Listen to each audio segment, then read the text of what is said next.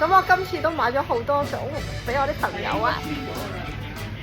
呢一間位於南山村嘅上海鋪，每年咧淨係主力做2個節日，就係端午節嘅上海粽同埋農曆新年嘅糕點。佢嘅上海粽咧早喺個半月前咧就要開始預訂啦，5月9號咧就已經截咗止啦。今年我都專登託咗陳生幫手訂咗10幾隻，希望送俾身邊嘅朋友同埋屋企人。全部都係新鮮材料，未入過雪櫃嘅。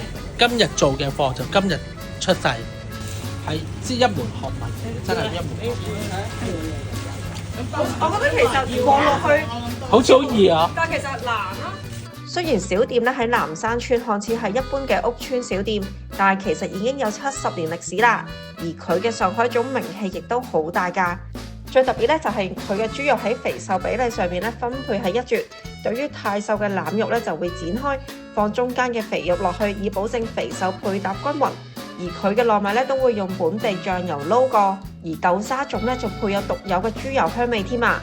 當然佢嘅價錢咧都會比一般上海粽貴啦。呢個唔係廣告，我係真金白銀幫襯㗎。如果有興趣咧，仲有最後嘅機會。門市買咧就30號早上啦，9點半到2點鐘。咁有冇限購嘅一隻啊？冇嘅，盡量買得幾多得幾多。我而家終於買咗個粽啦，去送粽啦！